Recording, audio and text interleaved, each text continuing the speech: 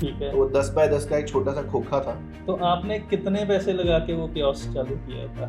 उस टाइम जी मैंने पापा से 75,000 लिए थे। हमें टेंशन होती थी कि कहीं खोखा उठा के ना ले दें बच्चे। ठीक है।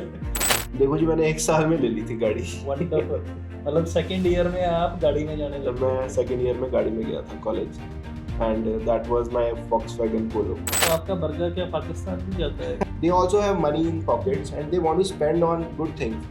So मेरा फंडा है कि वहाँ पे खोलो जहाँ पे मिल नहीं रहा। तो कि ये पैसा आप कहाँ पे लेते हो, किस चीज़ के लिए लेते हो और आपको एक्चुअली में बचता क्या? मतलब सीनियर प्रोफेसर होगा उसकी सैलरी से भी ज़्यादा हो गया होगा। और हम भी यहीं बैठ के बिजनेस करेंगे, आप भी देख लेना। और शुरू में 1-2 बार गया भी हूँ मैं अपनी गाड़ी पे 400 kilometre up 400 kilometre down same day.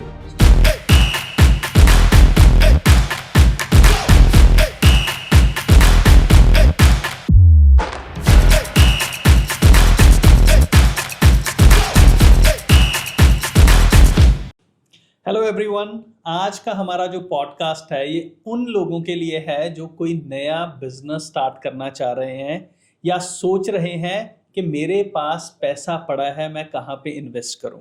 आज के हमारे जो गेस्ट हैं उन्होंने अपने कॉलेज टाइम में आउटलेट स्टार्ट किया था, फूड आउटलेट स्टार्ट किया था और कॉलेज में रहते रहते ही उन्होंने 2 आउटलेट स्टार्ट किए, फिर 3 स्टार्ट किए और आज उनके फन बाइट्स के नाम से 60 से ज़्यादा आउटलेट हैं और उनकी रीच जम्मू कश्मीर से लेके महाराष्ट्र तक की है। सो आइए वेलकम करते हैं अंकित वाधवा का, जो हमारे साथ आज यहाँ पे डिजिटोफाई स्टूडियो में है। Ankit is co founder of Fun Bite Foods. So welcome Ankit to Win Talks with Abhishek Jain. Thank you Abhishek ji, thank you so much इतनी अच्छी इंट्रोडक्शन के लिए। My pleasure Ankit, and thank you for having me here. So yes, it's a long journey of Fun Bites कि almost 15 साल हो गए हैं। Overnight success को 15 साल हो गए। Overnight success. So beautifully said. Yeah, so we started from Lovely University as you said in Jalandhar. बिल्कुल। So that was our first outlet. So उस टाइम पे the point was कि कुछ करना है, कुछ लिमिटेड इन्वेस्टमेंट में कुछ ऐसे का बिजनेस करना है जो कि कैश का हो, जिसमें क्रेडिट ना देना पड़े। कुछ ऐसे का बिजनेस हो जो बहुत कम इन्वेस्टमेंट में स्टार्ट हो जाए, कुछ ऐसे का बिजनेस हो जिसमें प्रॉफिट मार्जिन ज़्यादा है, और कुछ ऐसे का बिजनेस हो जहाँ पे कोई प्रॉब्लम सॉल्व हो रही हो। ठीक। तो उन दिनों जब I was doing my graduation in APJ college Jalandhar, तो उस टाइम पे किसी वजह से मेरा बहुत आना जाना होता था यूनिवर्सिटी में, एलपीयू में। सो वहाँ पे जो मुझे प्रॉब्लम लगी, इवन सारे कॉलेजेस में उस टाइम पे एक प्रॉब्लम थी, दिस वाज 2008। ठीक। कि कॉलेजेस में खाना अच्छा नहीं मिलता था। और ऐसे ही पंजाबी जलंधर वाले जो खाना अच्छा ना मिले तो बहुत बड़ी प्रॉब्लम है। ये सबके साथ ही प्रॉब्लम थी कॉलेज टाइम में। जी, वही समोसे एंड वही ब्रेड पकौड़े। स्टूडेंट्स भी फेड अप हो गए थे कैंटीन वाले की पर्ची बनवा के। कोई ब्रांड एंट्री उस टाइम तक नहीं थी, कोई डोमिनोज सबवे कॉलेजेस में नहीं मिलते थे। तो हमने एक ट्रेंड शुरू किया कि जब एक ब्रांडेड आउटलेट जिसमें एक हैंडी फूड मिल रहा है, बड़े ही पॉकेट फ्रेंडली 25-30 रुपए में, और जो बच्चा या स्टूडेंट अपने एक हाथ में एक लेक्चर के बीच में आ रहा है, एक सैंडविच पकड़ा एंड ऑन द गो हो सकता है। तो उस टाइम पे प्रोडक्ट फिर हमने सर्च करना शुरू किया कि कैसे प्रोडक्ट क्या होना चाहिए। ठीक। थाली नहीं हो सकती है बिकॉज उसके लिए बहुत तामझाम चाहिए। इंडियन फूड नहीं हो सकता, मैगी नहीं हो सकती है। सो हमने डेवलप किया कि यार सैंडविच को अभी तक किसी ने ब्रांड नहीं किया। ओके। ग्रिल सैंडविचेस को।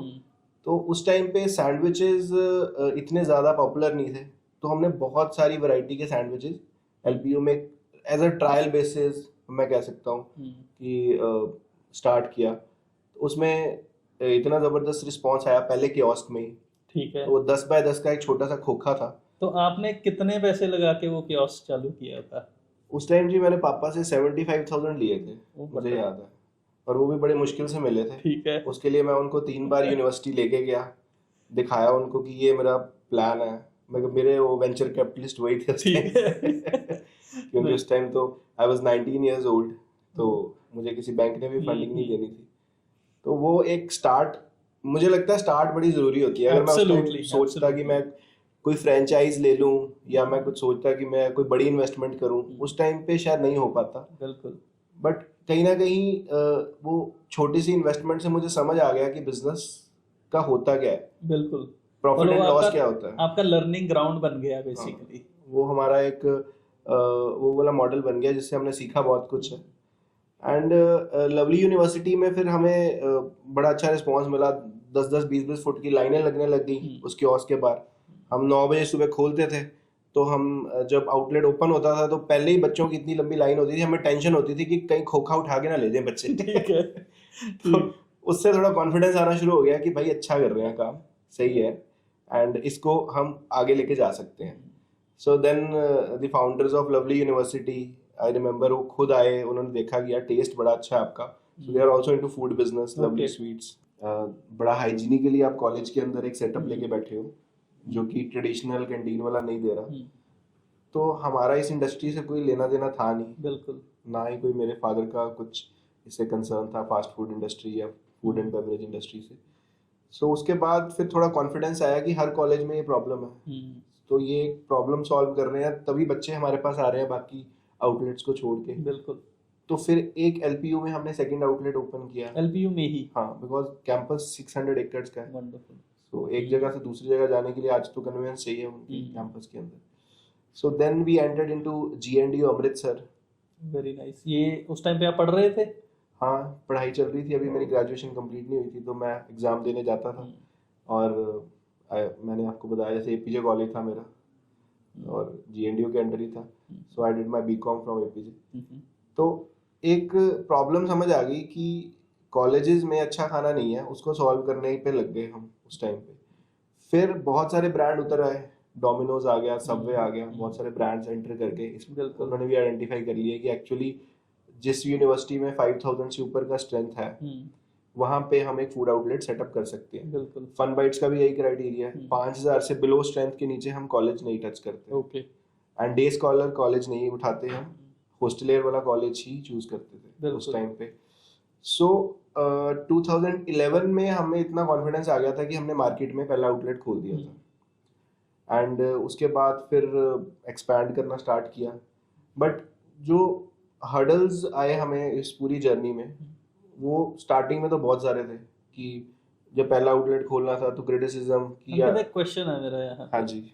मतलब आप पढ़ते पढ़ते आपने मतलब 3 आउटलेट ओपन कर लिए, आप कितना कमा रहे थे उस टाइम पे?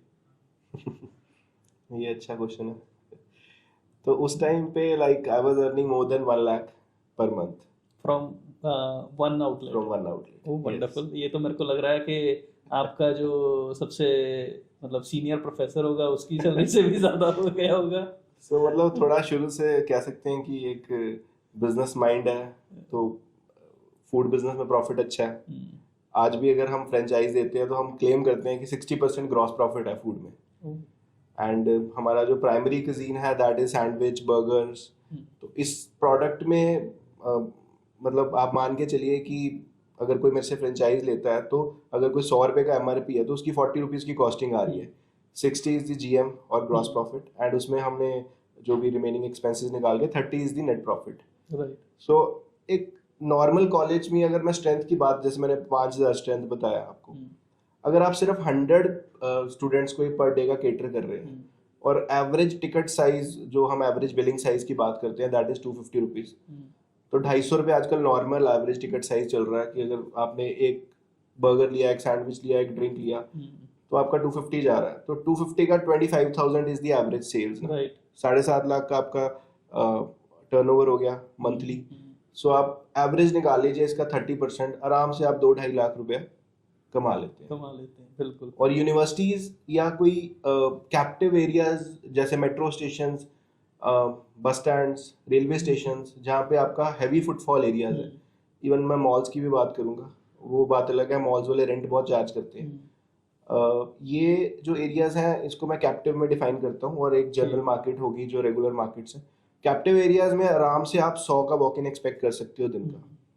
तो मैं सजेस्ट भी करता हूँ, चाहे मेरा ब्रांड के साथ करो चाहे वैसे ही जनरली आप फूड बिजनेस करो, तो वहां पे करो आप दिन के जहाँ पे आपको 100 कस्टमर दिख रहे हैं। बिल्कुल। अगर आपको 100 कस्टमर भी नहीं दिख रहा, बिल्कुल सुनसान रोड है, वहां पे कोई बंदा नहीं आपको दिख रहा, तो मत इन्वेस्ट करो यार, बंद हो जाएगा। और बहुत सारे ब्रांड्स ऐसे के हैं जो कि लोकेशन देखे बिना ही फ्रेंचाइज दे देते हैं और उनका आउटलेट बंद हो जाता है। आपने सुने होंगे ऐसे बहुत सारे नाम। बहुत सारे हैं। और एक सबसे बड़ा, मतलब जब मैं रिसर्च कर रहा था फ्रेंचाइज बिजनेस के बारे में, तो सबसे बड़ा मेरे को सोशल मीडिया पे भी, बहुत सारे आर्टिकल्स में भी, मतलब MBA चाय वाला आपने सुना होगा। हाँ जी हाँ जी, तो उसका मतलब ग्राफ देखा मैंने कि एकदम से एक्सपोनेंशियली ग्रोथ हुई उनकी, और एकदम से ही वो बिल्कुल नीचे आए। तो मतलब क्या ऐसी चीज थी MBA चाय वाला में, मतलब लोग तो उसको पनौती भी बोलने लग गए हैं कि जिससे भी मिला है उसको डुबोया ही है उसने। मतलब क्या ये रियलिटी है या मतलब इट्स अ मिथ, और मतलब गलत चीजें जा रही हैं उसके बारे में? देखो सर, मैं एक चीज हमेशा बोलता हूँ, जो आप बिजनेस करो ना, उसका कोर हमेशा अंडरस्टैंड करो कि आपके बिजनेस का कोर पार्ट क्या है। अगर मैं एक इन्फ्लुएंसर की बात करूं तो उसका कोर इज इन्फ्लुएंसिंग ना। अगर मैं फूड बिजनेस की बात करूं तो आपका core is the food quality, testing, recipe, hygiene. तो अगर हम अपने कोर की तरफ फोकस नहीं ना करेंगे तो मेरे ख्याल से एक तो सबसे बड़ी प्रॉब्लम वो है दैट MBA चाय वाला is more towards the influencing part. Okay. And secondly I think that चाय में बहुत सारी फ्रेंचाइजीज हैं, चाहे सुट्टा बार है, चाहे चूरी है, there are so many brands, local and international and national brands जो इंडिया लेवल पे अच्छा कर रहे हैं। बट चाय वाले ब्रांड्स में एक प्रॉब्लम ये है कि ticket size is very small. ठीक। योर कोर प्रोडक्ट इज चाय, 15-20 रुपए का प्रोडक्ट है।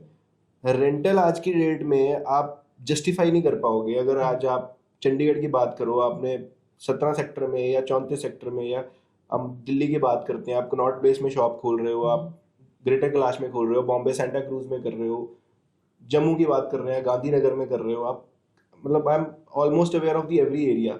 तो लाख से 1.5 लाख आप रेंट पे कर रहे हो, उसमें आप 20 रुपए का प्रोडक्ट सेल कर रहे हो। आप कहाँ का टिकट साइज बना रहे हो? आप कैलकुलेशन नहीं बैठेगी आपकी कोई। आप जो रेंटल जस्टिफाई नहीं हो पा रहा, उसके ऊपर की इन्वेस्टमेंट जस्टिफाई नहीं हो पा रही है। एंड ये जो चाय वाले जितने भी ब्रांड्स हैं, इनका किसी का भी फूड की तरफ सेंट्रलाइज ध्यान नहीं है। ठीक। अगर डोमिनोज है, डोमिनोज अपना क्रस्ट दे रहा है, डोमिनोज के पास बेस है, पिज्जा बेस, वैसा बेस हाँ किसी के पास भी नहीं है।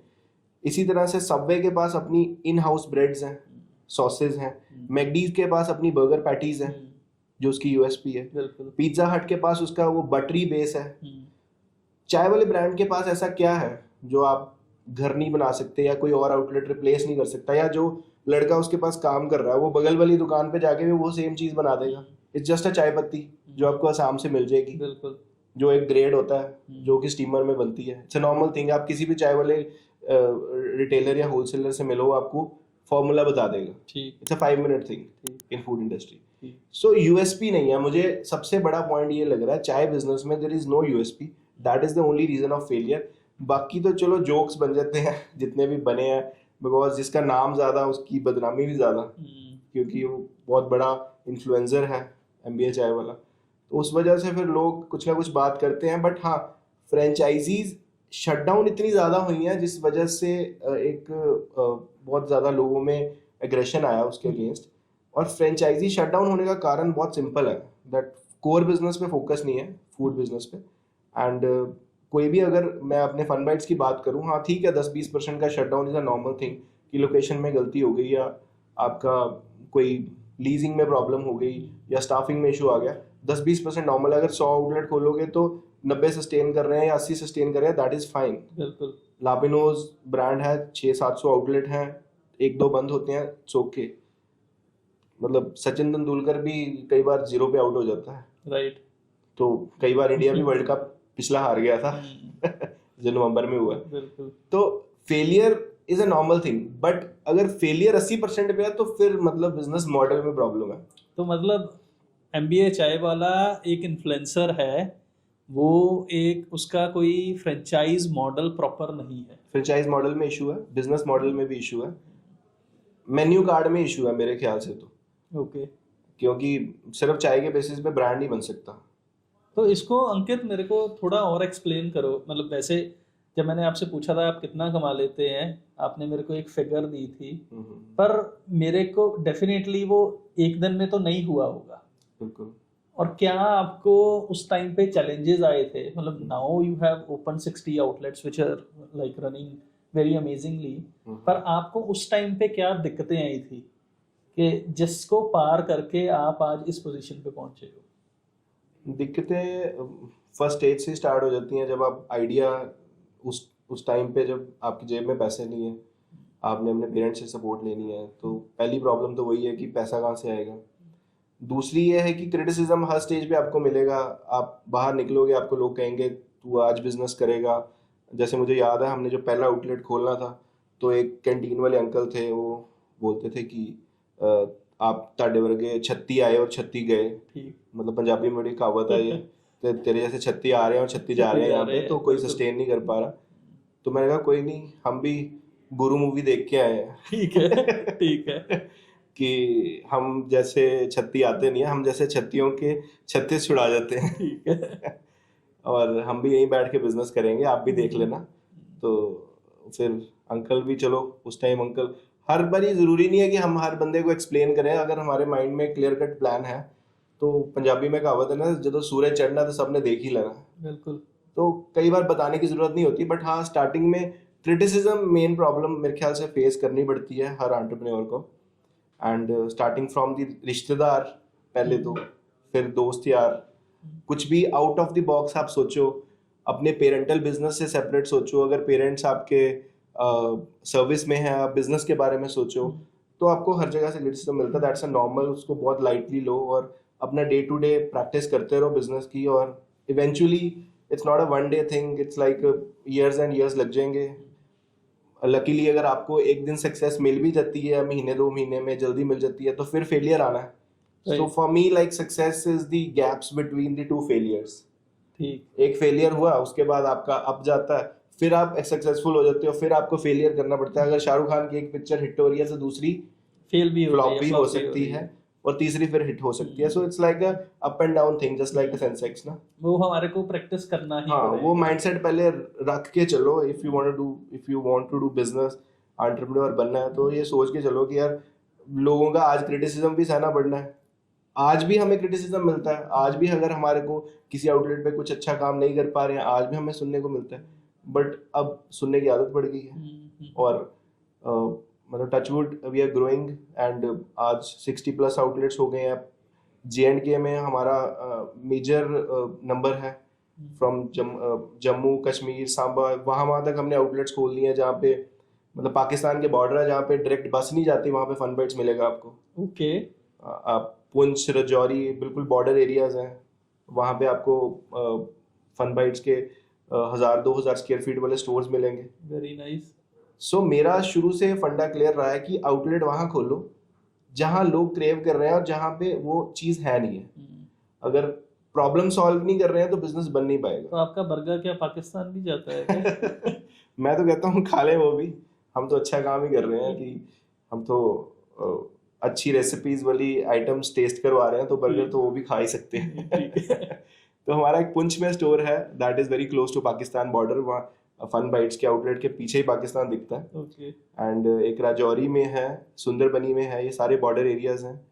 सो बहुत अच्छा रिस्पॉन्स है। रैदर वहाँ के लोग ना, अब जितना सोशल मीडिया का ट्रेंड आ गया, इंस्टाग्राम एंड यूट्यूब, सो हर बंदा हर टाइम इंस्टाग्राम पे या फूड देख रहा है या फैशन देख रहा है। तो फूड एक ऐसी की चीज़ है, वो उनको मिल नहीं रहा। हम तो बैठे हैं चंडीगढ़ में, हम जोमेटो करके मंगवा लेंगे, बिल्कुल। बट वहाँ पे जो लोग बैठे हैं, they also have money in pockets and they want to spend on good things. So मेरा फंडा है कि वहाँ पे खोलो जहाँ पे मिल नहीं रहा। हाँ, मेट्रोज में भी हम कर रहे हैं, बट हाँ वहाँ पे जो प्रॉफिट्स हैं, those are amazing. ओके। तो उसका कुछ खास कारण कि टायर 2 टायर 3 सिटीज में आपको ज़्यादा प्रॉफिट क्यों मिल रहे हैं? अगेन वही रीजन है कि कंपटीशन लो है, ब्रांड एंट्री रिस्ट्रिक्टेड है। मैकडीज ने वहाँ पे आना नहीं कभी, बिकॉज मैकडीज के अपने क्राइटेरिया है। डोमिनोज या मैकडीज या जो भी ये इंटरनेशनल चेन्स हैं, इनके एक अपने क्राइटेरियाज होते हैं लोकेशन को फाइंड आउट करने के। तो हम उससे थोड़ा हटके सोच रहे हैं, वो हमारा एक और काफ़ी साल से सोच रहे हैं। अब तक तो हमारे बॉर्डर एरियाज में काफ़ी आउटलेट्स हैं। अमृतसर में अभी रिसेंटली हमने एक तरन तारण में स्टोर खोला है, बहुत बढ़िया स्टोर है। अमृतसर में हम पिछले 10 ईयर से कर रहे हैं रन आउटलेट। बसंत ठीक। एवेन्यू एंड GNDU जैसे मैंने आपको बताया। हम्म। फिर जम्मू एंड कश्मीर में आप कभी भी आप वैष्णो देवी की तरफ जाएंगे, आपको जम्मू IIT के बाहर ही एक फन बाइट्स मिलेगा, ठीक। तो वहाँ पे जरूर आप आई बर्गर। गेस मैं भी रुका हूँ वहाँ हाँ पे हाँ। एक बार। मैंने आपको शायद फोटो हाँ, भी फोटो भेजी शेयर थी। करी थी आपने मेरे को। ठीक। तो उसके बाद फिर अब आगे चले जाएं कश्मीर की तरफ, कुद हो गया, कुद इज हिल स्टेशन, पत्नी टॉप के पास है। फिर हम उससे ऊपर चले जाएं तो श्रीनगर वाली साइड्स पे भी आपको स्टोर मिल जाएंगे हमारे। सो ऑल ओवर मेरा सिंपल सा फंडा है कि फूड बिजनेस है, फोकस मैं करता हूँ अपनी रेसिपीज की तरफ, अपने प्रोडक्ट की तरफ। उसके बाद जब हम एक्सपेंशन करते हैं ना, तो हमें बहुत सारी चीज़ों की तरफ फोकस करना पड़ता है, जैसे लॉजिस्टिक। अब मेरे को चंडीगढ़ से बैठ के अगर श्रीनगर वाला स्टोर मैनेज करना है, या मेरे को जम्मू वाला करना है, या मेरे को दूसरी साइड बॉम्बे वाला करना है, तो लॉजिस्टिक का बहुत बड़ा पार्ट है। तो ठीक। फूड को कैरी करना from Chandigarh to that station, उसमें कुछ लॉजिस्टिक पार्टनर्स हैं हमारे। और कई बार हम सोचते हैं कि यार सबवे जैसे ब्रांड्स इतना छोटा सा मेन्यू क्यों रख के बैठे हैं, बिल्कुल। क्योंकि आज कोई पंजाबी ढाबे में 150 आइटम होती है, शाही पनीर, मटर पनीर, इतनी आइटम है। तो इतना बड़ा ब्रांड सिर्फ इतना लिमिटेड सा मेन्यू क्यों रख के बैठा है? आप बताओ, आपके अकॉर्डिंगली क्यों है लिमिटेड सा मेन्यू?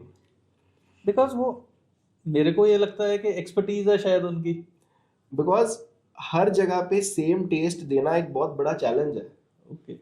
अगर आप एक ऐसे बिजनेस में हो जिसमें आप शेफ डिपेंडेंसी को साइड पे करके बैठे हो, अब सबवे में आप जाते हैं, या फन बाइट्स में आप जाते हैं, या डोमिनोज में जाते हैं, आपको एक स्टैंडर्डाइज टेस्ट मिलता है हर आउटलेट पे। उसके लिए इम्पॉर्टेंट है लिमिटेड मेन्यू, और आपका लॉजिस्टिक 100% होना चाहिए। आपकी सेंट्रलाइज किचन बहुत इंपॉर्टेंट है, जो कि मोस्टली ब्रांड्स की नहीं है आज तक भी। जितने भी फूड ब्रांड्स अपने आप को क्लेम करते हैं, उनका कोई बेस किचन ही नहीं है कि जो कि सेंट्रलाइज किचन है। जिनकी भी सेंट्रलाइज किचन है, उनका ध्यान है अपने कोर बिजनेस की तरफ।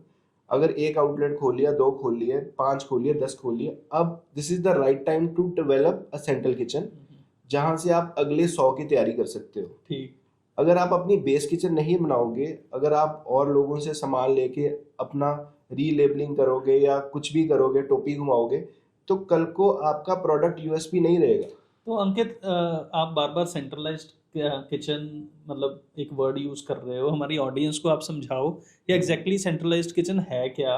आपने बात की कि सेंट्रलाइज्ड किचन से आप 100 आउटलेट और खोल सकते हो, तो वो भी हमारे को थोड़ा समझाओ लेमैन मतलब वर्डिंग्स में। आपने कई बार डोमिनोज के बाहर एक बहुत बड़ा ट्रक खड़ा देखा होगा। कई बार आप रात को 11 बजे जाओ, तो डोमिनोज के बाद एक बहुत बड़ा कोल्ड वैन खड़ा होता है, तो दिख जाता है, बाकी का दिख जाता है कभी ना अगर मैकडीज के बाहर कभी फूडलैंड कंपनी का एक ट्रक खड़ा होता है, तो ये जितनी भी सारी कंपनीज है, जो Domino's is run by Jubilant Foods. Jubilant Foods का बेस किचन है नोएडा में। वहां पे उनका डो तैयार होता है, जो बेस हम खाते हैं, वो डो 4 डिग्री टेम्परेचर पे ट्रैवल होता है सारे डोमिनोज के आउटलेट्स पे। और वो हम जब वो आउटलेट पे आता है, उसको जो आउटलेट का लड़का है, जो भी स्टाफ है, उसको स्ट्रेचिंग करते हैं, उसके ऊपर जो सॉसेज एंड टॉपिंग्स डालते हैं, एंड वो भी स्टैंडर्डाइज है जो सॉसेज एंड टॉपिंग्स है। बट सबसे ज्यादा जो मुश्किल चीज है, that is dough. Okay. Domino's क्या अपने आउटलेट पे एक सिंपल सी आटा गूंदने वाली मशीन नहीं रख सकता, बट उसने एक डो को स्टैंडर्डाइज किया है। उसको पता है कि आज जो मेरे पास लड़का काम कर रहा है ना, वो भी मेरे को रिप्लेस ना कर सके। वो पहला कॉम्पिटिटर है मेरा, पड़ोसी दूसरा कॉम्पिटिटर है, क्योंकि वो पड़ोसी के पास जाके लगेगा तो वो दूसरा कॉम्पिटिटर बनाएगा। सो अपनी USP जब तक नहीं है ना, जो MDH मसाले वाले अंकल थे, जिनका बहुत बड़ा नाम है, माशिया दी हट्टी है MDH। सो MDH वालों का भी शुरू से यही रहा है, कहते कि जब पुराने टाइम में, जब उनकी मेरे पापा या दादाजी की बात बता रहा हूँ, कि जब वो अपने दिल्ली में कोई बाजार है खारी बावली, वहां पे उनकी शॉप होती थी, तो वो जब उनके मसाले पिस जाते थे ना, तो वो कुंडी मार के ना अंदर जाते थे, तो वो अंदर कुछ डालते थे अपने मसालों पे। ठीक है। तो वो कहते थे अब मसाले तैयार है, पैक कर दो। तो वो USP है जो KFC ने 100 साल अपनी बचा के रखी, जो डोमिनोज बचा के रख रहा है। तो फूड में अगर आपकी USP नहीं है, आप आउटलेट वाइज प्रिपरेशन कर रहे हो, तो आपका फ्रेंचाइज मॉडल आज नहीं तो कल बंद हो जाएगा।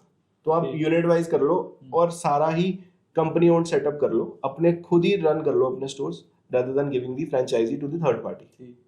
So मेरा एक ये पॉइंट है। और अंकित, जब मैं रिसर्च कर रहा था इस मॉडल के बारे में, आपके बारे में पढ़ा, तो काफ़ी जगह पे मेरे को डिफरेंट मॉडल्स के बड़े इंटरेस्टिंग नाम मिले, फोफो, फोको, कोको। तो मतलब ये क्या है, और मतलब इसको भी एक्सप्लेन करो आप। देखो, फ्रेंचाइज बहुत तरह की है। फ्रेंचाइजी हमने भी सीखा ही है, हम भी एक स्टोर से उठे हुए हैं और हमने सारी जर्नी में बहुत सारे आप जैसे समझदार लोगों से ही सीखा है।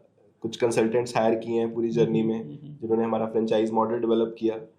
एंड फोफो मॉडल का मतलब है franchisee owned franchisee operated, okay, जो कि हम कर रहे हैं। ठीक। फोको मॉडल का मतलब है franchisee owned company operated, okay, and COCO model is simple company owned company operated. Okay, जो जो अब हल्दीराम्स की मैं बात कर लूँ, या डोमिनोज है, या मैकडीज है, या सबवे है, सो ये सब कर रहे हैं FOCO model, franchisee owned. So like example, you are the franchisee okay, and company operated. So operation सारे कंपनी है, GST नंबर कंपनी का है। जो सेल हो रही है, अगर 200 रुपये का पिज्जा सेल हो रहा है, तो वो जुबलिएंट की इनवॉइस पे सेल हो रहा है, ना कि आपके इनवॉइस पे। ठीक है। सेल कंपनी के अकाउंट में जा रही है। आपको पूरे मंथ के एंड में आपने अपना इन्वेस्टमेंट दिया उनको, जो कि मिनिमम 1 करोड़ to 3 करोड़ तक होता है, ओके, जितने भी फोको मॉडल के ब्रांड्स हैं। सो मतलब मैंने तो सुना था फ्रेंचाइजी 10 लाख रुपए से चालू हो जाती है, 10 लाख, 12 लाख, 15 लाख सो से भी। जो 10 से 15 या 20 तक या 25 तक भी जो फ्रेंचाइज दे रहे हैं, वो सारे FOFO मॉडल वाले ही होने चाहिए। अगर 25 लाख तक कोई फोको मॉडल में फ्रेंचाइज दे रहा है, तो फ्रेंचाइजर में प्रॉब्लम है या मॉडल में प्रॉब्लम है, क्योंकि 25 लाख में फोको मॉडल पॉसिबल ही नहीं है। ये आप मतलब कैसे कह सकते हैं इतना श्योरिटी से? ये मैं श्योरिटी से ऐसे कह सकता हूँ कि आप कोई भी, अगर आपने किसी से इन्वेस्टमेंट लेके उस प्रेमिसेस पे अगर बिजनेस करना है, तो अगर आप उस प्रेमिसेस के साथ वर्किंग कैपिटल नहीं लेके चल रहे हो, अगर मैं हल्दीराम की एग्जांपल बात कर रहा हूँ, तो हल्दीराम इस टाइम 3 करोड़ चार्ज करता है एक फ्रेंचाइजी का। ओके, तो 3000 square feet minimum area required है, 3 करोड़ का इन्वेस्टमेंट है, जिसमें स्पेस आपका होना चाहिए, जिसमें इन्वेस्टमेंट आपकी होनी चाहिए। अब हल्दीराम आपको क्या देगा? आपको देगा सेल का 6%, 8% या 10% एज पर योर लोकेशन। अगर आपकी 17 सेक्टर में लोकेशन है तो एक चार्ज है, कनॉट प्लेस में लोकेशन है तो एक आपको अच्छा मिल जाएगा। सो अब इतना ह्यूज इन्वेस्टमेंट क्यों ले रहा है हल्दीराम? क्योंकि हल्दीराम आपसे एक तो फ्रेंचाइज फीस चार्ज कर रहा है, एक सारे एम्प्लॉइज उसके हैं, वर्किंग कैपिटल उसका लग रहा है, तो वो पूरा एक पैकेज बना के आपको दे रहा है। सक्सेस और फेलियर की रिस्पॉन्सिबिलिटी ले रहा है। ओके, स्टोर के सक्सेस और फेलियर की रिस्पॉन्सिबिलिटी लेनी बहुत बड़ी बात है। अगर वो 1 साल का वर्किंग कैपिटल या नहीं लेके चलेगा, तो वो ब्रांड चल ही नहीं पाएगा। अगर कोई डेस्परेशन में आपको 25 लाख या 15 लाख रुपए में FOCO मॉडल दे रहा है, तो वो ब्रांड कल को खुद एंटरप्रेन्योर आके दुकान पे खड़ा हो जाएगा तो अलग बात है, दैट इज वेरी रेयर। और अगर खड़ा भी हो जाएगा तो कितनी जगह वो फिजिकल प्रेजेंस दे लेगा अपनी। आपको ग्राउंड लेवल की टीम चाहिए अगर आप फोको मॉडल वाले ब्रांड हो। आपको F&B मैनेजर्स मल्टीपल चाहिए, जिनकी लाख 1.5 लाख सैलरी होती है। तो FOCO मॉडल पे हमेशा वही ब्रांड काम करता है जिसका बेस बहुत स्ट्रांग है। Multi millionaire companies, right, 10,000 crore का रेवेन्यू है हल्दीराम्स का, और डोमिनोज, जुबलिएंट भी FOCO पे करता है। अगर कोई छोटा ब्रांड आपको बोलता है 10, 15, 20 लाख रुपया मैं ले लूंगा, तो वो मेरे हिसाब से 100% गलत है, ठीक, पॉसिबल ही नहीं है। हम लोग दे रहे हैं FOFO मॉडल पे फ्रेंचाइजी ओन्ड, फ्रेंचाइजी ऑपरेटेड, जिसमें ऑपरेशंस फ्रेंचाइजी टेक केयर करता है, जो सेकंड मॉडल की हम बात करें। And the third model is company owned, company operated, COCO model. COCO में सिंपल है, जस्ट ब्रांड अपनी लीजिंग फाइनल करता है, प्रॉपर्टी फाइनल करता है और अपनी इन्वेस्टमेंट से अपना आउटलेट खोलता है। सब कुछ ब्रांड का ही है, सब कुछ ब्रांड का ही है। फोको मॉडल में उनको फायदा है जिनका प्रॉपर्टी खुद का है और they want to invest, but उनको कोई सिरदर्दी नहीं चाहिए ऑपरेशंस की। बिल्डर्स, मॉल ओनर्स, जिनको एक एंकर आउटलेट चाहिए, फॉर एग्जांपल एक मोहाली या चंडीगढ़ में नया मॉल खुलता है, उसके अंदर एक एंकर आउटलेट चाहिए जिसकी वजह से पूरा मॉल चले, तो वो फोको में एक अपना फ्रेंचाइजी ले लेगा, हल्दीराम्स, मैकडीज और एनी एंकर ब्रांड। तो उस ब्रांड की वजह से वॉक इन स्टार्ट हो जाएगा। अब वो बाकी सारी लीजिंग कर देगा अपने मॉल की उस ब्रांड की वजह से। ठीक, तो वो पहला जो प्राइमरी ब्रांड है उस पर वो 2-3 करोड़ इन्वेस्ट कर लेगा, क्योंकि अगले 200-300 करोड़ का वैसे भी इन्वेस्टमेंट हो रखा है, राइट, एक मॉल खुलने के लिए। तो ये भी एक रिक्वायरमेंट है उनकी, जिनके पास बहुत बड़ा प्रॉपर्टी रियल एस्टेट है और उन्हें लीजिंग करना है। एंड फोफो मॉडल जो हमारा मॉडल है, हम पिच ही सिर्फ यंग एंटरप्रेन्योर्स को करते हैं। जो हमारा फ्रेंचाइज सिलेक्शन प्रोसीजर है, हम फ्रेंचाइजी उनको देते हैं जिनके साथ एक तो हमारा विजन मैच कर जाए, जिनके साथ हमारे वर्किंग आवर्स मैच कर जाए। हमारा एक सिंपल सा सिस्टम है, हम उनका एग्जिस्टिंग लाइफस्टाइल पूछते हैं क्या है, अगर हमें उनका लाइफस्टाइल नहीं सूट करता या वो चेंज नहीं कर सकते तो हम फ्रेंचाइजी नहीं करते। यही कारण है कि आज तक हमारे 60 आउटलेट, नहीं तो हमारे भी 600 होने थे। ठीक, अगर मतलब इट्स अ लॉन्ग जर्नी। मैंने 2008 में स्टार्ट किया था एंड इट्स 2024 नाउ, इट्स 60।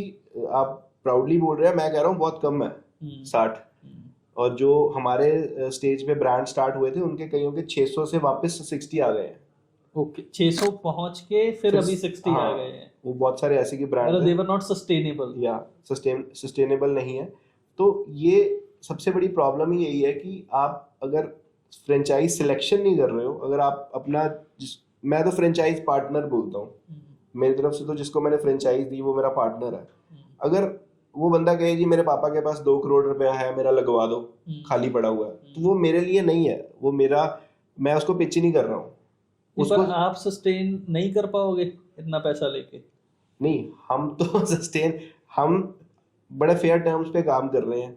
हमने एक सस्टेनेबल बिजनेस करना है, लॉन्ग रन में करना है, मार्केट में स्टैंड करना है। तो उसमें अगर आज की डेट में बंदा कह रहा है कि सिर्फ मैं पैसा लगाऊंगा, अगर मैं अपने आप को इन्वेस्ट नहीं कर सकता हूँ, मैं अपना टाइम नहीं दे सकता हूँ, तो वो मेरा फ्रेंचाइजी नहीं बन सकता।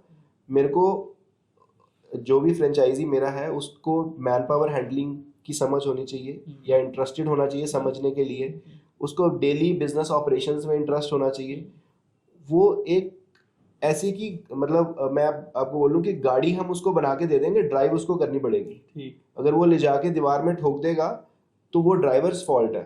हमारा है कि हमने इंजन क्वालिटी अच्छी दे दी, हमने फूड, मतलब एग्जांपल दे रहा हूँ मैं, हमने फूड क्वालिटी अच्छी दे दी, हमने प्रोडक्ट क्वालिटी अच्छी दे दी, कस्टमर हैंडलिंग, एम्प्लॉयज़ को सेट रखना, उसके बाद लीजिंग टाइम पे रेंटल पे करना, डेली माइक्रो ऑपरेशंस सस्टेन करना। तो ये सारी चीज़ें जो हमने थ्रू आउट दी अपनी जर्नी करी है, वो हमें दिख जाता है। जब हम एक बंदे से 1 to 1 या मीटिंग करते हैं तो हमें समझ आ जाता है कि यार ये बंदा सिर्फ इन्वेस्टमेंट लेके आ रहा है और टेबल पे कुछ नहीं रख रहा। तो वी वांट कि इन्वेस्टमेंट तो देखो 15-20 लाख रुपए आज की डेट में आपको बैंक भी दे देता है, कोई बड़ी चीज़ नहीं इतनी। तो आपको कार लोन के लिए इजिली लोग, हर बंदा 15-20 लाख की गाड़ी का लोन लेके बैठा हुआ है। But what you are putting on the table except the money is more important for मी।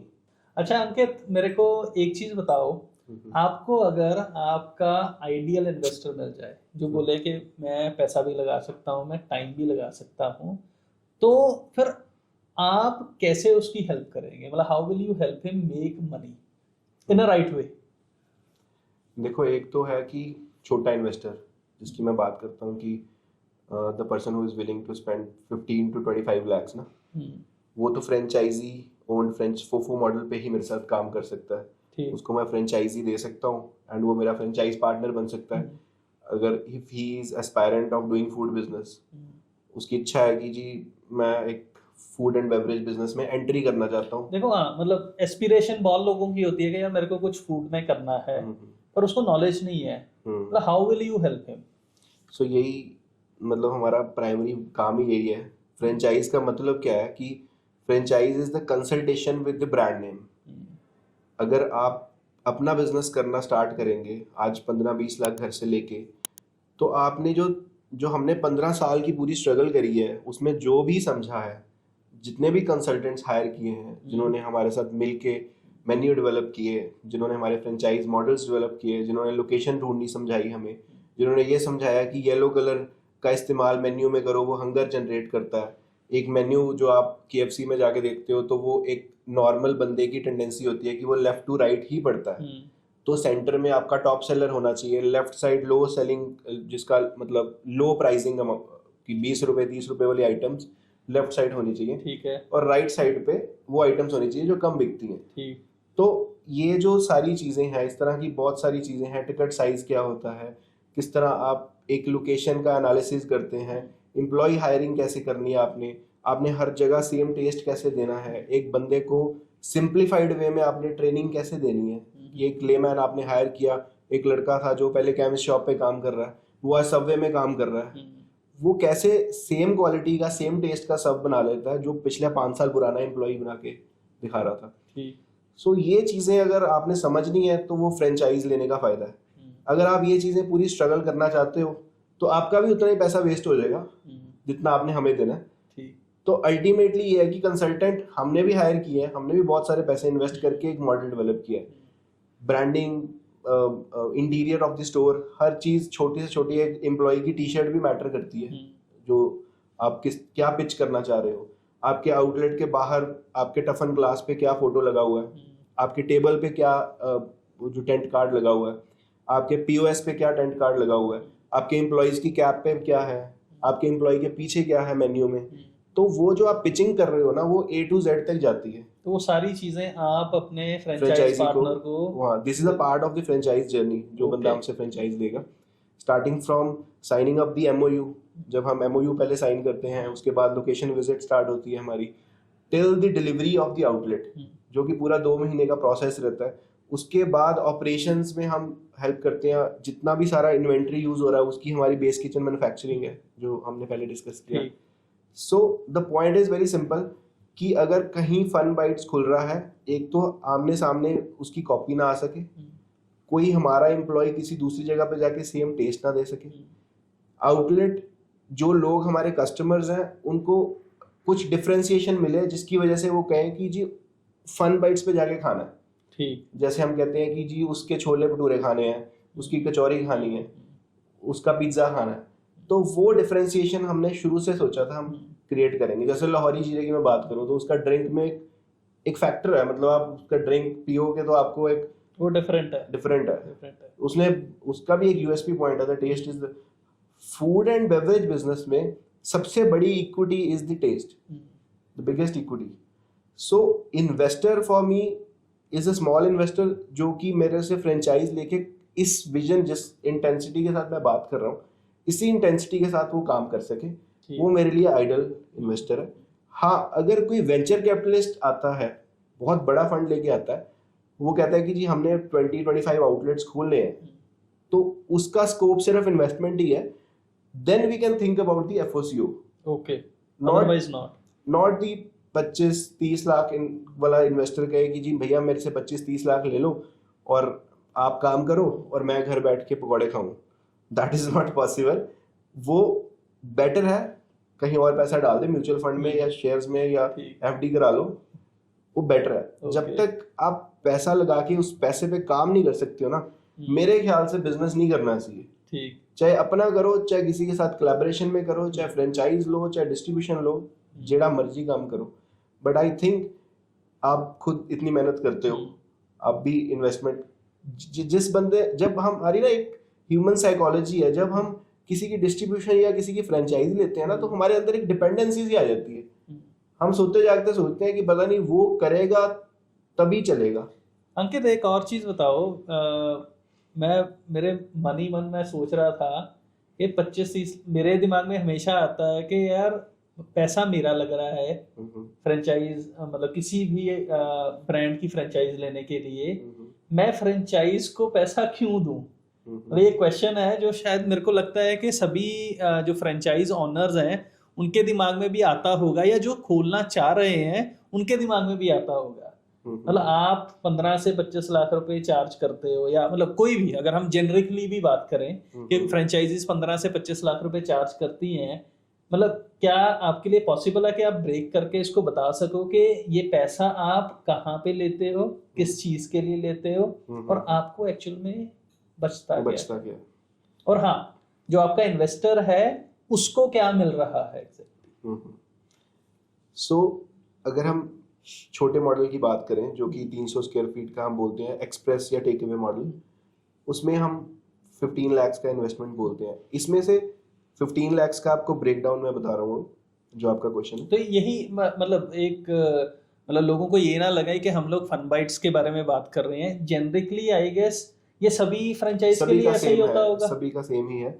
इसमें देखो जो 15 लाख है, इसमें जो 5 lakh is the franchise fees जो हमारा टेक अवे मॉडल है, and 3.5 lakh is the kitchen equipment cost, जो भी स्टेनलेस स्टील का it includes deep freezers, fryers, grillers, all the kitchen utilities from A to Z. इसके बाद आता है इंटीरियर कॉस्ट, जो कि तकरीबन 5 to 7 lakhs का गेन आता है। तो पैकेज बना के हम एक इन्वेस्टमेंट की बात करते हैं, इसमें से जो कंपनी चार्ज कर रही है, चाहे वो मेरी कंपनी हो चाहे वो किसी और ब्रांड की हो, वो 5 lakhs जो भी उसकी फ्रेंचाइज फीस है वो ही चार्ज करेगी, जिसमें वो आपको कंप्लीट कंसल्टेशन दे रहे हैं, प्लस आपको वेंडर्स से सोर्सिंग करके दे रहे हैं, प्लस आपको ट्रेनिंग पार्ट करके दे रहे हैं, प्लस अपनी जो यूएसपी क्रिएट करके दे रहे हैं।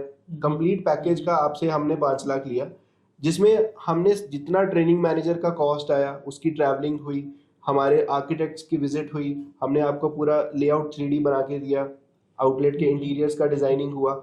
उसके बाद जो टर्न की कॉन्ट्रैक्टर है जो आपका इंटीरियर करता है, वो आप हमारे से भी ले सकते हैं, हमारे भी थर्ड पार्टी एसोसिएशंस हैं, आप अपने एंड से भी करवा सकते हैं, but the design should be similar जो हमारे आर्किटेक्ट ने अप्रूव किया है। और उसी 5 lakhs में से हमने आर्किटेक्ट का भी फीस देना है, उसी में से हमारी ट्रैवलिंग भी होनी है, हमारे एम्प्लॉयज की मूवमेंट होनी है, आपकी ट्रेनिंग होनी है। अल्टीमेटली 2-2.5 लाख रुपया हमारा easily, depending upon the geographical location, कि अगर मैं चंडीगढ़ से बॉम्बे मूव कर रहा हूँ तो मेरा ऑब्वियसली 3 लाख ही लग जाएगा सारी एम्प्लॉयज को मूव करने में, आर्किटेक्ट की विजिट्स करवाने में, आर्किटेक्ट की जो एक्सपर्ट फीस है, प्लस वहाँ पे मेरे को अगर कोई टेक्निकल पर्सन हायर करना पड़ा उस साइट को अंडरस्टैंड करने के लिए, साइजेस लेने के लिए, तो उसकी कॉस्ट भी हमारी होती है। और जितने भी एम्प्लॉयज हमारे मूव करते हैं, वो होटल में रह रहे हैं या वो कहीं भी रह रहे हैं, वो हमारी कॉस्ट है, उनके फूड एक्सपेंसेस। अब हमारा एक क्राइटेरिया है कि जब हम फ्रेंचाइज देते हैं तो 15 days हम ऑन साइट ट्रेनिंग देते हैं after opening of the store. तो 15 दिन हमारे एम्प्लॉयज आपके या जिसने हमारी फ्रेंचाइजी ली है उनके स्टोर पे रहेंगे और वो वहाँ पे ट्रेनिंग देंगे। इस दौरान उनका जो भी फूड एक्सपेंस है वो हम बेयर कर रहे हैं, प्लस उनकी सैलरीज तो है ही हैं। सो ऑल इन ऑल एक कंप्लीट हम आपको ट्रैक पे चढ़ा के देते हैं स्टोर को, जिसको हम स्टोर डिलीवरी कहते हैं। ठीक। स्टोर हैंडओवर हमने जिस दिन ओपनिंग करी उस दिन के 15 दिन तक भी हमारा एम्प्लॉय वहां पे रहेगा। तो वो एक मूवमेंट आ जाती है, उसके बाद बंदे को समझ आ जाता है जिसने फ्रेंचाइज ली कि परचेज कैसे करनी है, फीफो क्या होता है, फर्स्ट इन फर्स्ट आउट कैसे करना है, जो कि हम टेक्निकली बोलते हैं कि एक्सपायरी डेट्स चेक करो हर चीज की, जो पुरानी एक्सपायरी डेट्स हैं उसको आप ऊपर कर दो और जो नया इन्वेंट्री आ रहा है उसको डाउन रखो। डीप फ्रीजर्स में कैसे स्टॉक हैंडल होता है या नॉर्मल फ्रिजेस में कैसे होता है, ये सारी चीज़ों की ट्रेनिंग, प्लस दी रेसिपी पार्ट, प्लस दी food assembling part, preparation part, वो सारी हम ट्रेनिंग्स देते हैं। एंड अगर इतना इन्वेस्टमेंट कोई नहीं करना चाहता, कोई अपना भी स्टार्ट करना चाहता है, तो मेरे ख्याल से करना चाहिए वो भी। मैं ये नहीं कहता कि अगर किसी में इच्छा है कि अपना ब्रांड खड़ा करने की, अगर मैंने किया है तो कोई भी कर सकता है। तो मैं कहूँगा कि अगर आपको खुद जीरो से सारा क्रिएट करना है तो वो भी एक ऑप्शन है। एक आपको पकी पकाई चीज मिल रही है, एक वो भी ऑप्शन है। तो डिपेंड करता है कि आप कौन सी चूज करते हैं, दोनों ही ठीक है। और वो भी ठीक है जो 3 करोड़ की फ्रेंचाइजी ले रहा है, that is also not wrong. वो भी इन्वेस्टमेंट, वो अपना लैंड भी दे रहा है, वो अपने इन्वेस्टमेंट भी दे रहा है। अगर एग्जाम्पल मैं हल्दीराम्स की बात करूँ या मैकडीज की बात करूँ या बर्गर किंग की बात करूं, अगर इनकी कोई फ्रेंचाइजी ले रहा तो वो भी अपनी जगह सही है। मैं फिर उसी पॉइंट पे आता हूँ कि हमने मतलब कितना पैसा आपके पास आता है। मेरे ख्याल में जो आपने मेरे को ये चीज़ें बताई कि अगर फ्रेंचाइजी की फीस 5 लाख है, आपके जेब में सिर्फ 2 या 2.5 लाख रुपए। हाँ जी, राइट। तो आप कैसे सस्टेन करते हो इस चीज़ को? मतलब what is the recurring business model for you in this, या मतलब कुछ और भी चार्ज? तो हमारी इंटेंशन शुरू से क्लियर है कि हम जो हमारी मैन्युफैक्चरिंग यूनिट है, जितना भी फूड आउटलेट पे जा रहा है, except the highly perishable items like bakery buns and vegetables जो कि लोकली सोर्स होते हैं, उसके अलावा सब कुछ हम अपने बेस यूनिट पे प्रिपेयर कर रहे हैं एंड उसकी लॉजिस्टिक करके उसके आउटलेट तक डिलीवर कर रहे हैं। जो उसका बिलिंग है that is our recurring. Okay. So we are a product company, not like कि हम royalties charge कर रहे हैं या वो किसी टाइम पे we used to do that, but that is not a sustainable model. कि उसमें फ्रेंचाइजी के माइंड में हमेशा ये रहता है कि यार मेरे से रॉयल्टी ले रहे हैं, मेरे को बचता नहीं है कुछ, वो अंडर वैल्यू आपको सेल दिखाएगा हमेशा। तो रॉयल्टीज वाला बिजनेस मॉडल में प्रॉब्लम है। Okay. इंटरनेशनली चलता है बट इंडिया में दिक्कत है। तभी इंडिया में अगर स्टारबक्स एंटर किया तो वो टाटा के साथ किया। उसको पता है कि यूनिट फ्रेंचाइजी दूंगा, यूनिट फ्रेंचाइजी में इश्यूज आएंगे। अगर मैकडीज आया था तो वो विक्रम बख्शी जी के साथ आया था एज अ मास्टर फ्रेंचाइजी। अगर डोमिनोज आया तो वो जुबलिएंट को लेके आया साथ में। सो जितने भी एमएनसीज फूड ब्रांड्स हैं, डंकिन डोनट्स, टैको बेल्स, सो ये एक इन्वेस्टर, इंडियन इन्वेस्टर को लेते हैं जिसके साथ ये 500, 700, 1000 आउटलेट खोलते हैं। Okay, not like unit franchising. Unit franchising में अगर आपके लाइक माइंडेड लोगों के साथ आपका नेटवर्क नहीं बनता तो वो देयर आर चांसेस कि आपका किया कराया काम खराब हो सकता है, जो आपने एग्जांपल्स दी हैं स्टार्टिंग में जिन लोगों की। अंकित, मेरे को लगता है कि जो लोग ये पॉडकास्ट देख रहे हैं उनको भी पता है कि अगर उनको किसी फ्रेंचाइज ब्रांड के साथ जाना है तो क्या क्या चीज़ों का ध्यान रखना है। अभी मेरे दिमाग में एक क्वेश्चन आ रहा था कि आप हमारे को ये बताइए कि आपने अपनी पहली फ्रेंचाइज कैसे दी और किसको दी। ये बड़ा अच्छा क्वेश्चन है, क्योंकि आज की डेट में बहुत सारे ब्रांड्स मैं देखता हूँ जो कि अपनी पैकेजिंग पे, अपने मेन्यू कार्ड्स पे, मैं रिसेंटली अभी लास्ट वीक कहीं ट्रैवल कर रहा था मनाली साइड, तो वहाँ पे एक कोई ब्रांड था, कोई कुछ I don't know what's the name, उसने नीचे लिखा था फॉर फ्रेंचाइजी इंक्वायरी। जितना उसका नाम नहीं था उससे बड़ा उसने लिखा था for franchisee enquiry contact at this number. So मैंने ये देखा है कि हमने कभी सोचा भी नहीं था हमने फ्रेंचाइज देनी है। ओके, ना ही कोई प्लानिंग थी, और उस टाइम पे इस चीज़ का ट्रेंड भी नहीं था। मल्टीनेशनल्स करती थी, इंडियन ब्रांड्स कोई भी नहीं थे फ्रेंचाइजी पे। सागर रत्ना या maybe Café Coffee Day होगा, but not too much brands. So जब हमारा पहला आउटलेट बड़ा सक्सेसफुल रहा लवली में, फिर हमने एक स्टोर यहाँ पे खोला। अंबाला यूनिवर्सिटी है, एक महर्षि मार्कंडेश्वर यूनिवर्सिटी है, वेरी फेमस मेडिकल कॉलेज। तो वहाँ पे हमने देखा कि अगेन बहुत अच्छा फुटफॉल था। मेडिकल कॉलेज में through out the year crowd रहता है, कभी कोई ना कोई, मतलब कभी भी कॉलेज ऑफ नहीं होता। तो वहाँ पे कुछ स्टूडेंट्स थे सिविल इंजीनियरिंग के, जो डेली ही फन बाइट्स से खाने आते थे। तो उनकी आई थिंक 4 साल की डिग्री थी जो बीटेक रहती है। तो 4 साल की डिग्री में उन्होंने मेरे से 5-6 लाख रुपए का तो खा ही लिया होगा स्टूडेंट लाइफ में। ठीक है। तो फिर उन्होंने दे आस्क्ड मी कि जो वहाँ पे स्टोर मैनेजर था, उस टाइम पे 4-5 आउटलेट्स थे हमारे 2012। सो दे आस्क्ड स्टोर मैनेजर कि यार हमें ओनर से इंटरेक्ट करवा दो, तो हमने फ्रेंचाइज लेना है। तो उस टाइम पे मेरे पास पहली इंक्वायरी आई, फ्रेंचाइज इंक्वायरी, कि मतलब ये भी कोई हमारे को बड़ा ऑड लगा कि हमसे कोई फ्रेंचाइज मांग रहा है। तो वो चीज़ बड़ी नई थी उस टाइम पे मेरे लिए। तो वो भी कस्टमर मांग रहा है, वो अच्छी भी चीज़ थी। बड़ी खुशी हुई कि 4 साल एक मेरा लॉयल कस्टमर है, ऑलरेडी ट्रस्ट करते हैं आपके ऊपर। आज भी अगर मेरे पास कोई फ्रेंचाइज इंक्वायरी आती है तो मेरा पहला क्वेश्चन यही रहता है, आपने ट्राई किया है हमारा फूड? बिकॉज अगर हम उसको टेस्ट कर चुके हैं, ट्राई कर चुके हैं, तो हम बेच सकते हैं उस प्रोडक्ट को। सो उस बंदे ने मेरे से पहली बार इंक्वायरी की। देन मुझे पूरा का पूरा ये चैप्टर अंडरस्टैंड करना पड़ा। मेरे को कंसल्टेंट, लीगल एडवाइजर हायर करना पड़ा। सो मैंने इस चीज़ को पूरा एक मॉडल, मैंने कहा मेरे को 6 महीने दे, तो मैं तुमको फ्रेंचाइज दूंगा जरूर, बट आई नीड 6 मंथ्स। तो आपने दी उसको? हाँ, वो मेरा आज तक ही is like top most franchisee. Okay, और कहाँ पे है ये? This is Jammu location. Jammu, yeah so वो फर्स्ट आउटलेट था, प्राइम एरिया था गांधीनगर।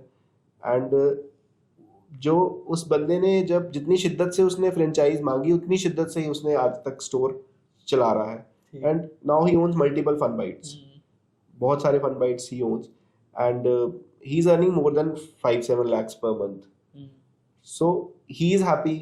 एंड उस टाइम पे वो स्टूडेंट था, आज he is married and blessed with the baby. So मेरे लिए ये जो स्टोरीज है, ये जर्नीज है, ये बड़ी ज़रूरी है कि मेरे साथ कोई जुड़ रहा है, वो बंदा प्रॉफिटेबल होना चाहिए, वो बंदा पहले मेरे को दिखना चाहिए उस लेवल पे मेहनत कर सकता है जिस लेवल पे हमने करी है। जो जुगाड़ू को बोलते हैं ना इंग्लिश में, फ्रुगल बड़ा जरूरी है साढ़े लिए ना बंदा, क्योंकि इंडिया में सबसे ज़्यादा जुगाड़ ही चलता है। तो आई रिमेंबर उस टाइम पे हमारा कोई लॉजिस्टिक चैनल भी नहीं होता था when we open in Jammu. तो पहला क्वेश्चन तो यही था, 400 किलोमीटर दूर स्टॉक जाएगा कैसे?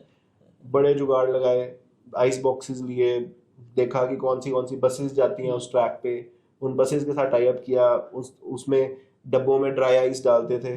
ड्राई आइस मिलती है मार्केट में, तो ताकि टेम्परेचर प्रोडक्ट का सस्टेन कर सके। उस टाइम कोई रेफ्रिजरेटेड व्हीकल्स नहीं थे हमारे बिल्कुल। पास, ना ही हायर करने की कैपेसिटी थी। सो किसी ना किसी तरह किया, क्योंकि डिसीजन ले लिया था, ठीक चाहे अपनी गाड़ी में क्यों ना माल छोड़ने जाना पड़े, पर करना है। ठीक है। और शुरू शुरू में 1-2 बार गया भी हूँ मैं अपनी हम्म। गाड़ी पे, 400 kilometre up 400 kilometre down same day, just to deliver the stock as a delivery boy. So वो वाले काम भी किए हैं खुद, स्टार्टिंग फ्रॉम मेकिंग बर्गर्स, खुद भी बनाए हुए हैं सैंडविचेस लवली यूनिवर्सिटी में, पैसे भी काटे हुए हैं एज अ कैशियर, सफाई भी की हुई है आउटलेट की, ठीक। वेजिटेबल्स भी कट करी हुई हैं, जो घर में कभी काम नहीं किए थे वो भी किए वो हुए भी हैं। किए, ठीक। तो घर वालों का यही ताना होता था जब बिजनेस स्टार्ट किया कि तू तो चाय भी नहीं बनाता, तू ये हलवाइयों वाले काम में क्यों घुस रहा है। ठीक है। सो वो भी एक कह सकते हो आपकी पॉजिटिव क्रिटिसिज्म थी। नहीं ठीक है। बट अगर डिसीजन ले लिया था तो फिर किया, मतलब वो शुरू से था कि अब करना है, अब करो या मरो वाली सिचुएशन है, क्योंकि बेइज्जती जेडी है ना वो बहुत हो जानी है जे पीछे हट गए थे। ठीक है। But food business is not easy. Ankit, मतलब बड़ा मजा आ रहा है इन चीजों को सुन के।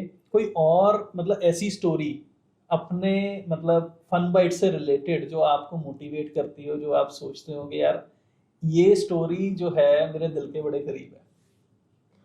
हाँ, मतलब बहुत स्टोरीज हैं, जिसमें से अभी रिसेंटली हमने Chandigarh Punjab and Haryana high court के अंदर एक स्टोर ओपन किया है। ओके।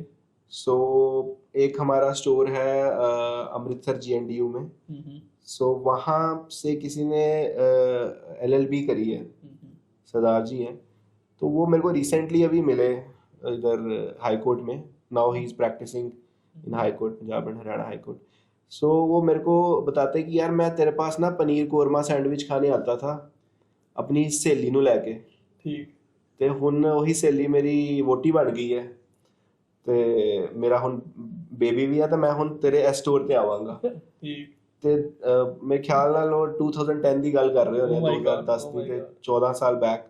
ਸੋ ਇਹ ਚੀਜ਼ਾਂ ਬੜੀ ਮੋਟੀਵੇਟ ਕਰਦੀਆਂ ਮੈਨੂੰ, ਕਿ ਉਹ ਇੰਨੀ ਦੇਰ ਪੁਰਾਣਾ ਵੀ, they remember the name of product, they remember the taste of the product. Paneer korma sandwich ਉਹਨਾਂ ਨੇ ਬੜਾ ਸਪੈਸੀਫਿਕਲੀ ਬੋਲਿਆ, ਐਂਡ ਮੇਰੇ ਲਈ ਸਭ ਤੋਂ ਵੱਡਾ ਕੰਪਲੀਮੈਂਟ ਹੈ ਇਹ ਚੀਜ਼। ਐਬਸੋਲੂਟਲੀ, ਉਹਨਾਂ ਨੂੰ ਉਹ ਫੀਲਿੰਗ ਯਾਦ ਸੀ ਹਾਂਜੀ, ਕਿ ਮਤਲਬ ਉਹ which they had in GNDU। ਸੋ ਉਹ ਮੇਰੇ ਲਈ ਉਹੀ ਜਿਹੜਾ ਮੈਂ ਤੁਹਾਨੂੰ ਬਾਰ-ਬਾਰ ਕਹਿ ਰਿਹਾ ਨਾ, USP of the product. USP is very important. ਅਗਰ ਅਸੀਂ ਅੱਜ ਦੀ ਡੇਟ 'ਚ ਗੱਲ ਕਰਦੇ ਨਾ, ਅਸੀਂ ਉੱਧਰ ਜਾ ਕੇ ਐਗਜ਼ਾਮਪਲ ਮੈਂ ਤੁਹਾਨੂੰ ਦੱਸਦਾ, ਲਖਨਊ ਜਾ ਕੇ ਅਸੀਂ ਕਚੌਰੀ ਖਾਣੀ ਹੈ, ਜਾਂ ਟੁੰਡੇ ਕਬਾਬੀ ਹੈ। ਟੁੰਡੇ ਕਬਾਬੀ ਹੈਗਾ, ਕਚੌਰੀ is very famous in Lucknow. ਸੋ ਉਹ ਸਪੈਸੀਫਿਕਲੀ ਉਸ ਬ੍ਰਾਂਡ ਦਾ ਕੁਝ ਖਾਣਾ ਹੈਗਾ, ਉਹ ਰੀਕॉल ਵैल्यू ਜਿਹੜੀ है ना, वो टेस्ट है। वाजपेयी की कचौरी, आई रिमेंबर नाउ, वाजपेयी की कचौरी आपको हजरतगंज में मिलती है। मेरा अभी लखनऊ में रिसेंटली स्टोर खुला है, तो मैं लखनऊ की सारी गलियां छान मारी, वहाँ का लोकल स्ट्रीट फूड खा के। वहाँ पे एक टोकरी चाट बड़ी फेमस है रॉयल कैफे की, तो वो एक रॉयल कैफे भी एक सिग्नेचर है, वो भी USP है उसका। सो वो चीज़ हम फन बाइट्स में शुरू से लाने की कोशिश कर रहे हैं। और आज भी अगर हमने रिसेंटली जैसे मशरूम बर्गर लॉन्च किया है, अब मशरूम बर्गर बहुत रेयर है, आपको मैकडीज में भी नहीं मिलेगा, आपको बर्गर किंग में नहीं मिलेगा, और भी किसी। मशरूम वेजिटेरियंस के लिए सोना है, या पनीर है या मशरूम है ना, वेजिटेरियंस को और बचता की है। आलू तो खा खा के बोर हो गए हैं। सो मेरा हमेशा यही रहता है कि कोई ना कोई USP डेली बेसिस पे सोचा जाए और उस पर काम किया जाए। और मैं थोड़ा ट्रेडिशनल की तरफ ज़्यादा जाता हूँ। मेरा अमृतसरी बर्गर हमने रिसेंटली लॉन्च किया है। तो अमृतसरी बर्गर क्यों किया? क्योंकि अमृतसर में हमने स्टोर भी खोला, हमने समझा लोगों को कौन से मसालों के टेस्ट अच्छे आते हैं। तो नॉर्थ इंडियन फूड पूरे वर्ल्ड में चल रहा है। सो अंकित भाई, आप के बिजनेस में, फन बाइट्स में, मतलब who is your biggest support? Support system, जैसे मैंने आपको पहले ही बताया कि मैं co-founder, I always say I am a co-founder. So we are 2 co-founders and 2 brothers. Okay. And my elder brother is Pranav. So Pranav is taking care of all the manufacturing part, all the logistic part, all the base kitchen, जो सबसे important चीज़ है. So that's why I am busy in marketing and pitching franchisees, meetings and traveling. तो हमारी job defined है। तो he is like a co-founder, my support system, my brother, and of course family का बहुत बड़ा support है. My father and my mother, they did lot of things कि हमारा बिजनेस ग्रो करे. पापा का बहुत बड़ा इसमें इस टाइम रोल है फन बाइट्स की जर्नी में. जहाँ जहाँ भी हम अटके हैं, जहाँ जहाँ भी हमें कहीं भी प्रॉब्लम्स आई हैं, तो वो सारे क्वेश्चंस हम पापा से ही पूछते हैं आज भी, जहाँ हम अटक जाते हैं. ठीक. बाकी तो चलो सबकी बाहर वालों की एडवाइस रहती है, बट मुझे लगता है कि आज भी मैं अगर बिजनेस में कहीं अटकता हूँ ना, कि चाहे वो फाइनेंस हो, चाहे वो मार्केटिंग हो, या मैं कहीं डिसीजन लेने से हिचकिचा रहा हूँ, तो मैं पापा के साथ रात को डिनर करते क्वेश्चन पूछ लेता हूँ कि पापा क्या करना चाहिए इसमें. तो अगर मैं अटक रहा हूँ ना, तो मतलब कुछ ना कुछ प्रॉब्लम है, तो उनके पास आंसर होता है उस चीज़ का. क्योंकि हमारी 3 जनरेशन्स बिजनेस में रही हैं. Not big businesses, but yeah they have experience, and experience matters a lot. So family का सपोर्ट है, and we are 2 brothers fortunately, and partners as well. तो वो सबसे बड़ा मेरा सपोर्ट सिस्टम है. अंकित, कॉलेज टाइम में आपने शुरू किया. कॉलेज टाइम में मैक्सिमम, मतलब मैं भी कॉलेज टाइम में रहा हूँ, मैंने भी अपने कॉलेज के लास्ट ईयर में चीज़ें चालू की थी मार्केटिंग की, डिजिटल मार्केटिंग की. मतलब what keeps you going out there, क्योंकि उस टाइम पे ना, मतलब एक कॉलेज स्टूडेंट का दिमाग में सिर्फ मौज मस्ती ही होता है, और आपने उस टाइम पे बिजनेस के बारे में सोचा, और उस बिजनेस के बारे में सोचा नहीं, उसको सक्सेसफुली आप आगे भी लेके गए. What keeps you going there? देखो, पहले तो मैं ये चीज़ कहूँगा कि necessity is the mother of invention. Okay. And beggars are not choosers. ठीक है. सो कुछ सिचुएशन ऐसी थी कि कुछ दोस्त ऐसे के मिल गए, कुछ सर्कल ऐसे का था मेरा, कि जहाँ से मेरे को मोटिवेशन बड़ी मिलती थी बिजनेस की. आई एम फ्रॉम जलंधर, तो Jalandhar is like a mini manufacturing hub of so many things, leather and pipe fitting. So मेरे सराउंडिंग में जो लोग थे ना, मैं चीज़ें काफ़ी बारी बोलता हूँ, अपने सराउंडिंग के लोग जो है ना, उसका बड़ा इम्पैक्ट होता है आपकी जर्नी में. तो मेरे कुछ दोस्त हैं, मतलब बड़ा छोटा सा ही सर्कल है, ज़्यादा लंबा चौड़ा नहीं मेरा सर्कल है. तो वो जो 4-5 लोग हैं ना, उनका इम्पैक्ट बड़ा था, बिकॉज वो कोई अपनी फादर के बिजनेस में था, एंड कोई अपना इंडस्ट्री चला रहा था. तो वो कुछ बाय डिफॉल्ट मेरे को कुछ चीज़ें वहाँ से समझ आई. दूसरा जो मैंने आपको बोला है कि necessity is the mother of invention, कुछ अपने सपने भी थे कि कॉलेज टाइम में, मतलब मेरी अभी +2 ही हुई थी, वैसे फर्स्ट ईयर में ही था मैं. ठीक है. मेरे सपने भी ज़्यादा बड़े थे कि गाड़ी लेनी है, क्योंकि बाइक पे घूमते थे. अब थोड़ा शौकीन सा सिटी है जलंधर एंड लुधियाना ना, बड़े ब्रांड कॉन्शियस लोग हैं, एंड एक ड्रीम था कि यार गाड़ी पे कॉलेज जाना है. तो वो गाड़ी नहीं है, मतलब इतनी ज़्यादा, जितने आप डीप क्वेश्चंस, मेरे को शायद इन चीज़ों के मतलब उस टाइम मतलब भी नहीं पता थे, हम जो आज इतनी लंबी डिस्कशन हुई है. बस उस टाइम पे यही था कि मतलब कोई ना अपना एक गाड़ी में ना टशन में कॉलेज में जाना और गेड़ी मारनी है जलंधर में, इतना सही सोच थी. जो कि आज मैं कई बार सोचता हूँ तो मैं कहता हूँ कि बड़ी छोटी सोच थी, बट वो विद द टाइम आपकी सोच ग्रो करती रहती है. जब आप एक लेवल अचीव कर लेते हो, तो उस टाइम पे बस इतना था कि जी अच्छी जगह तो खाना खा लिया, अच्छी गड्डी दे गेड़ी ला ली. ठीक है. तो बस वो सपने नू पूरा करन ली कि चलो कैश बिजनेस है एंड अच्छा प्रॉफिट है. अगर फादर दे बिजनेस से जाके बैठूंगा तो उन्होंने देना कुछ नहीं है मैनू. उन्होंने कहना कि बेटा काम कर, देखांगे जो कुछ करेंगे, तो कुछ अपना कर लीए. तो टाइम अगर लगाना ही है तो कोई प्रॉफिट निकलेगा, तो वो प्रॉफिट दा डिसीजन टेकर मैं आऊँगा. तो कितनी देर में आपने गाड़ी ले ली थी? देखो जी, मैंने 1 साल में ले ली थी गाड़ी. वंडरफुल. मतलब सेकंड ईयर में आप गाड़ी में जाने लगे? मैं सेकंड ईयर में गाड़ी में गया था college, and that was my Volkswagen Polo, and I was very happy that time. वो मेरे को आज जितनी मर्जी गाड़ियां ले ली है, बट वो गाड़ी पहली गाड़ी उसका मैंने नंबर भी 990099 तो वो मेरे को बड़ा शौक था कि जो सपना कह लो. एंड लेटर ऑन आज की डेट में तो मेरे को ऐसे लगता है कि चलो एक टाइम की मोटिवेशन भी बहुत ज़रूरी है, वो चीज़ें भी, बट अभी जब बंदा एक विजन अचीव कर लेता है तो आगे आगे आगे आगे चलती रहती हैं चीज़ें. थोड़ा प्रैक्टिकलिटी आ जाती है, अब शादी होगी, अब बंदे का सेविंग की तरफ ध्यान जाता है. बट मैं ये कहूँगा कि बिजनेस में पैसे जोड़ के पहले री इन्वेस्ट करो, सारे गड्डियाँ लाना तुरबो, क्योंकि बिजनेस बढ़ता री इन्वेस्टिंग से ही है. एंड ठीक है, अपने आप को self pampering is very important, उससे आपको मोटिवेशन मिलती है। एंड चाहे आप ट्रैवल करके आपको सेल्फ पैम्परिंग फील हो रही है, इंटरनेशनल और लोकल, चाहे आपको गाड़ियों से हो रही है, चाहे आपको लग्जरी वॉचेस से हो रही है, तो ज़रूरी है, क्योंकि बिजनेसमैन की ज़िंदगी में स्ट्रेस बहुत है, डेली का स्ट्रेस है, कुछ ना कुछ डेली नया हो रहा है, और एक सेंटर पॉइंट है जिसको सारी टेंशन लेनी पड़ रही है, तो उसको कहीं ना कहीं तो खुशी ढूंढनी पड़ेगी ना, चाहे मटीरियलिस्टिक चीज़ पे ढूंढ ले, और बिल्कुल वो साधु बन के ज़िंदगी बिता नहीं सकता। तो अंकित, इसके ऊपर ही मेरे को ये चीज़ बताओ, मेरे को पता है आप बहुत बोल सकते हो इसके ऊपर, बहुत बातें कर सकते हो, but what keeps you going and what keeps you motivating? मतलब व्हेन यू फील स्ट्रेस्ड, आपने स्ट्रेस की बात की कि बिजनेस ओनर को स्ट्रेस होता है, वो मेरे को फील भी होने लग गया था, but what keeps you going, हम उससे बाहर निकलते हैं ताकि हम लोग इस लास्ट क्वेश्चन के साथ इस वंडरफुल पॉडकास्ट का एंड कर सके। मोटिवेशन मेरे को पॉडकास्ट सुन के मिल जाती है, जब मैं जर्नी सुनता हूँ लोगों की, और जब इन बिगिनिंग डेज जब मेरी जर्नी स्टार्ट हुई थी, मेरे को तब मैं मल्टीपल टाइम्स ना एक मूवी देखता था, गुरु, अभिषेक बच्चन की मूवी है, बहुत अमेजिंग मूवी है, उसकी A to Z जर्नी, कैसे उसने जॉब छोड़ी, how he started the business, वो मूवी धीरू भाई अंबानी के ऊपर है, एंड अमेजिंग मूवी मैं कहूँगा। उसमें आप एक बार देख लो, मतलब आपको जिंदगी के कष्ट कम लगने लग जाते हैं वो मूवी देख के।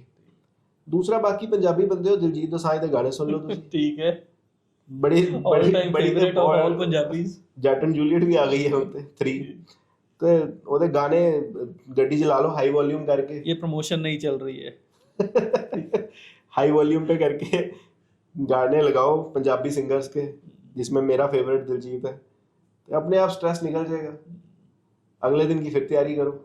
वंडरफुल। और मुझे ऐसे लगता है कि म्यूजिक बड़ी अच्छी चीज़ है, सुन लेना चाहिए, और पंजाबी गाने और पंजाबी मूवीज बड़ी फनी होती है, थोड़ा सेंस ऑफ ह्यूमर भी बंदे का इंप्रूव होता रहता है। जे पंजाबी गाने नाल नहीं सरदा ते कपिल शर्मा देख लो,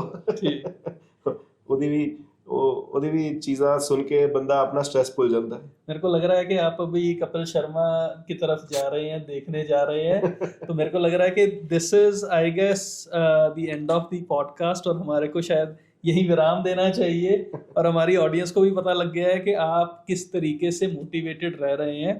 और एक लास्ट चीज़ जो कि हमारी पॉडकास्ट सीरीज़ का win Talks with Abhishek Jain का मोटिव है, जो कि विजडम, इंस्पिरेशन एंड नेटवर्किंग है।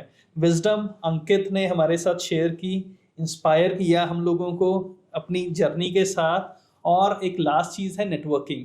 मतलब we want our audience to directly connect with Ankit. हम लोग अपने इस पॉडकास्ट की डिस्क्रिप्शन में एक लिंक शेयर करेंगे, जिसके साथ आप अंकित के साथ डायरेक्टली इन टच में रह सकते हैं। आप उस फॉर्म को फिल करेंगे, और अंकित ने हमारे को बेसिकली हमारी ऑडियंस के लिए एक बहुत अच्छी चीज़ बोली है कि if anybody wants to like go into the franchise business, तो Ankit can help around first 10 people with his like on a 30-minute call. So if you have any query regarding the franchise model, या किस तरीके से आपको franchise model में जाना है या किस ब्रांड को चूज़ करना है, तो प्लीज़ कमेंट करें, हम लोग इन कमेंट्स का जवाब देंगे, और हम लोग जल्दी से जल्दी एक नया सेगमेंट अंकित भाई के साथ दोबारा शूट करेंगे, जिसमें हम लोग आपकी जो क्वेरीज पूछी हुई हैं उनका जवाब देंगे। और इसी तरीके के और पॉडकास्ट देखने के लिए हमारे चैनल को सब्सक्राइब करें, हमारी वीडियोस को शेयर करें, और बेल आइकन दबाना ना भूलें। Thank you.